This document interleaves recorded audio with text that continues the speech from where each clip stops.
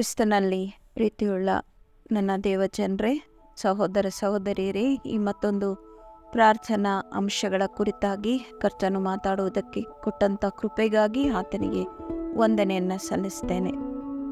ನಿಜವಾಗಿಯೂ ಪ್ರಾರ್ಥನೆ ಎನ್ನುವುದು ದೇವರ ಹೃದಯ ಉದ್ದೇಶಗಳನ್ನು, ಆತನ ಬಯಕೆಗಳನ್ನು ತಿಳ್ಕೊಂಡು ಅದಕ್ಕೆ ತಕ್ಕ ರೀತಿಯಲ್ಲಿ ಪವಿತ್ರಾತ್ಮ ಪ್ರೇರಿತರಾಗಿ ಆತನೊಟ್ಟಿಗೆ ಮಾತನಾಡಿ ಎಲ್ಲವುಗಳಿಗೆ ಉತ್ತರಗಳನ್ನು ಒದಗಿಸಿಕೊಳ್ಳುವಂಥದ್ದಾಗಿದೆ ಎಂಬುದಾಗಿ ನಾವು ಕಲಿತಿದ್ದೇವೆ. ಈ ದಿನ ಈ ಪ್ರಾರ್ಥನೆ ಮಾಡುವುದರ ಮುಖ್ಯ ಉದ್ದೇಶಗಳ ಕುರಿತಾಗಿ ಕೆಲವೊಂದು ಅಂಶಗಳನ್ನು ನಾವು ನೋಡಿಕೊಳ್ಳೋಣ. ಈ ಪ್ರಾರ್ಥನೆ ಮಾಡುವುದರ ಮೊದಲನೇ ಉದ್ದೇಶ ಏನೆಂದರೆ, ಅದರ ಮೂಲಕವಾಗಿ ನಾವು ದೇವರೊಟ್ಟಿಗೆ ನೇರವಾಗಿ ಮಾತನಾಡುವಂಥದ್ದಾಗಿದೆ. ಆತನ ಜೊತೆಯಲ್ಲಿ ನಾವು ಮಾತಾಡುವಂಥ ವಿಷಯಗಳು ಪರಿಶುದ್ಧಾತ್ಮನ ಮೂಲಕವಾಗಿ ನಾವು ಇಡುವಂಥ ಬೇಡಿಕೆಗಳು, ನಮ್ಮ ಜೀವಿತದಲ್ಲಿ ಅಥವಾ ಇತರರ ಜೀವಿತಕ್ಕೋಸ್ಕರವಾಗಿ ಮಾಡುವಂಥ ವಿಜ್ಞಾಪನೆಗಳು ಇದರಲ್ಲಿದ್ದಾವೆ. ಚಿಂತೆ, ದುಃಖ, ಕಷ್ಟಗಳು, ಕೊರತೆಗಳು ಬಂದಾಗ ನಾವು ಪ್ರಾರ್ಥನೆ ಮುಖಾಂತರ ನಮ್ಮದಾದಂಥ ಆತ್ಮ ಮನಸ್ಸುಗಳಿಗೆ ಸಮಾಧಾನ ಪಡೆದುಕೊಳ್ಳಬೇಕು. ಈ ರೀತಿಯಲ್ಲಿ ಪ್ರಾರ್ಥನೆ ಮಾಡುವಂತಹ ಸಮಯದಲ್ಲಿ ನಮ್ಮ ಹೃದಯಗಳನ್ನು ಕರ್ತನಿಗೆ ಒಪ್ಪಿಸಿದರೆ ಆತನು ನಮ್ಮೊಟ್ಟಿಗೆ ಮಾತನಾಡಿ ನಮ್ಮೆಲ್ಲ ಕಾರ್ಯಗಳನ್ನು ಆಶೀರ್ವದಿಸುವಂಥ ದೇವರಾಗಿದ್ದಾರೆ. ನಿಜವಾಗಿಯೂ ಉನ್ನತವಾದ ಶಕ್ತಿಯುಳ್ಳ ಪವಿತ್ರಾತ್ಮನು ನಮ್ಮೊಳಗೆ ವಾಸ ಮಾಡಬೇಕಾಗಿದ್ದರೆ ನಮಗೆ ಖಂಡಿತವಾಗಿಯೂ ಪ್ರಾರ್ಥನಾ ಜೀವಿತ ಬೇಕೇ ಬೇಕು. ಪ್ರತಿದಿನ ನಾವು ಈ ಒಂದು ಪ್ರಾರ್ಥನೆಯ ಜೀವಿತವನ್ನು ನವೀಕರಿಸ್ಕೊಳ್ತಾ ಇನ್ನೂ ಹೆಚ್ಚಾಗಿ ಆಳವಾಗಿ ದೇವರಲ್ಲಿ ಆತನ ಐಕ್ಯತೆಯಲ್ಲಿ ಮುಂದುವರಿಯುವುದಾದರೆ ಈ ಪ್ರಾರ್ಥನೆ ಮಾಡಲಿಕ್ಕೆ ಯಾವುದೇ ಒಂದು ಅಡ್ಡಿಯೂ ಇರುವುದಿಲ್ಲ.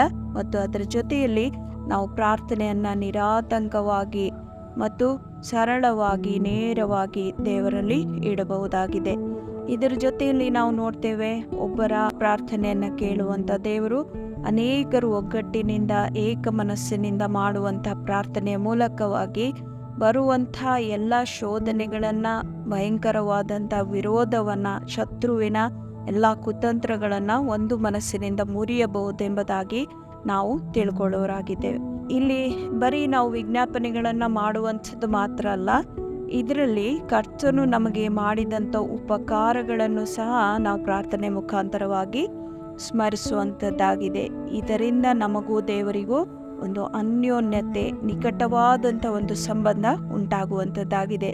ನೋಡಿ, ನಾವು ಬರೀ ನಮಗೋಸ್ಕರವಾಗಿ, ನಮ್ಮ ಆತ್ಮಿಕತೆಗೋಸ್ಕರವಾಗಿ ಪ್ರಾರ್ಥನೆಯನ್ನು ಮಾಡಿಕೊಳ್ಳದೆ, ಪ್ರಾರ್ಥನೆಯನ್ನು ಬೇರೆಯವರು ತೊಂದರೆಗೆ ಒಳಗಾದಂಥ ಪರಿಸ್ಥಿತಿಯಲ್ಲಿ ಅವರು ನಮಗೆ ಹೇಳಿಕೊಳ್ಳದೆ ಹೋದರೂ ಅವರನ್ನು ನೋಡುವಾಗ ನಮ್ಮ ಹೃದಯದಲ್ಲಿ ಬರುವಂಥ ಒತ್ತಾಯದ ಮೂಲಕವಾಗಿ, ಪರಿಶುದ್ಧಾತ್ಮನ ಒತ್ತಾಯಪಡಿಸುವಿಕೆ ಮೂಲಕವಾಗಿ ನಾವು ಆ ಪ್ರಾರ್ಥನೆಯನ್ನು ತಂದೆ ದೇವರಿಗೆ ಒಪ್ಪಿಸಿಕೊಟ್ಟು ಅವರಿಗೋಸ್ಕರವಾಗಿ ಬೇಡಿಕೊಳ್ಳಬಹುದಾಗಿದೆ.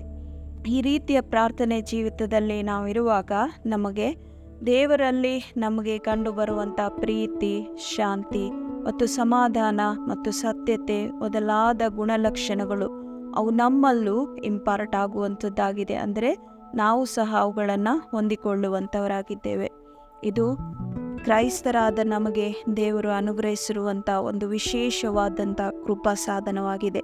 ಯಾಕೆಂದರೆ ಪ್ರಾರ್ಥನೆಯ ಮೂಲಕವಾಗಿ ನಾವು ಯಾವುದೇ ಪರಿಸ್ಥಿತಿಯಲ್ಲೂ, ಎಂಥದ್ದೇ ಸ್ಥಳದಲ್ಲಿಯೂ, ಯಾವಾಗ ಬೇಕಾದರೂ, ಹೇಗೆ ಬೇಕಾದರೂ ನೇರವಾಗಿ ತಂದೆಯೊಟ್ಟಿಗೆ ಮಕ್ಕಳು ಯಾವ ರೀತಿ ಮಾತಾಡ್ತಾರೋ ಆ ರೀತಿಯಲ್ಲಿ ನಾವು ಮಾತನಾಡಿ ಆತನನ್ನು ನಾವು ನಮ್ಮ ಒಂದು ಜೀವಿತದ ಇಕ್ಕಟ್ಟಿನ ಪರಿಸ್ಥಿತಿಗಳಲ್ಲಿ ಪರಿಹಾರವನ್ನು ಹೊಂದಿಕೊಳ್ಳಲಿಕ್ಕಾಗಿ ಸಂಪರ್ಕಿಸಬಹುದಾಗಿದೆ. ಈ ಪ್ರಾರ್ಥನೆ ದೇವರನ್ನು ಮತ್ತು ಮನುಷ್ಯರನ್ನು ಒಂದುಗೂಡಿಸುವಂಥ ಒಂದು ಏಕೈಕ ಸಾಧನವಾಗಿದೆ ಮತ್ತು ಅದು ಸಂಪರ್ಕ ಸಾಧನವಾಗಿದೆ ಎಂಬುದಾಗಿ ನಾವು ನೋಡಿಕೊಳ್ಳೋರಾಗಿದ್ದೇವೆ. ನಿಜವಾಗಿಯೂ ನಾವುಗಳು ನಮ್ಮ ಹೃದಯಗಳನ್ನು ಕರ್ತನಿಗೆ ಒಪ್ಪಿಸಿಕೊಟ್ಟವರಾಗಿ ಆತನಲ್ಲಿ ಭಯಭಕ್ತಿಯಿಂದಲೂ ನಂಬಿಕೆಯಿಂದಲೂ ಮಾಡುವಂಥ ಪ್ರಾರ್ಥನೆ ವಿಜ್ಞಾಪನೆಗಳಿಗೆ ದೇವರು ಸದುತ್ತರವನ್ನು ದಯಪಾಲಿಸುವವರಾಗಿದ್ದಾರೆ. ಈ ರೀತಿಯಲ್ಲಿ ಪ್ರಾರ್ಥನೆ ಪ್ರತಿಯೊಬ್ಬ ಕ್ರೈಸ್ತ ವಿಶ್ವಾಸಿಗಳ ಜೀವಿತದಲ್ಲಿ ಅದು ಹಾಸುಕಾಗಿರಬೇಕು ಮತ್ತು ಪ್ರತಿ ಉಸಿರು ಕರ್ತನೊಟ್ಟಿಗೆ ಮಾತನಾಡುವಂಥ ಪ್ರಾರ್ಥನಾ ಉಸಿರಾಗಿರಬೇಕು. ತಂದೆಯಾದ ದೇವರೇ, ಈ ಸಮಯದಲ್ಲಿ ಇದುವರೆಗೂ ನಾವು ಪ್ರಾರ್ಥನೆ ಮಾಡುವುದರ ಮುಖ್ಯ ಉದ್ದೇಶಗಳ ಕೆಲವು ಅಂಶಗಳನ್ನು ನೋಡಿಕೊಂಡಿದ್ದೇವಪ್ಪ. ಹೌದು, ಪ್ರಾರ್ಥನೆ ಪ್ರತಿಯೊಬ್ಬ ಕ್ರೈಸ್ತರ ಜೀವನದ ಉಸಿರಾಗಬೇಕೆಂಬುದಾಗಿ ಮತ್ತು ಇದು ನಿಮ್ಮನ್ನು ಮತ್ತು ಮನುಷ್ಯರನ್ನು ಒಂದುಗೂಡಿಸುವಂಥ ಏಕೈಕ ಸಾಧನ, ಸಂಪರ್ಕ ಸೇತುವೆಯಾಗಿದೆ ಎಂಬುದನ್ನು ನಾವು ಕಲಿತುಕೊಳ್ಳುವಂತೆ ಕೊಟ್ಟಂಥ ಈ ಒಂದು ಜ್ಞಾನಕ್ಕಾಗಿ, ತಿಳುವಳಿಕೆಗಾಗಿ ನಿಮಗೆ ಸ್ತೋತ್ರ. ಆ ರೀತಿಯಲ್ಲಿ ಪ್ರಾರ್ಥನೆ ಮಾಡುವಂಥ ವ್ಯಕ್ತಿಗಳು ನಾವಾಗುವಂತೆ, ನಿಮ್ಮೊಂದಿಗೆ ಯಾವಾಗಲೂ ಸಂಪರ್ಕವನ್ನು ಇಟ್ಟುಕೊಳ್ಳುವಂತೆ ಕೃಪೆ ಕೊಡುವುದಕ್ಕಾಗಿ ಪರಿಶುದ್ಧಾತ್ಮನ ಸಹಾಯದೊಂದಿಗೆ ಯೇಸುವಿನ ನಾಮದಲ್ಲಿ ಪ್ರಾರ್ಥನೆಯನ್ನು ಬೇಡಿ ಹೊಂದಿಕೊಂಡಿದ್ದೇವೆ. ನಮ್ಮ ಜೀವಳ ತಂದೆಯೇ, ಆಮೇನ್, ಆಮೇನ್, ಆಮೇನ್.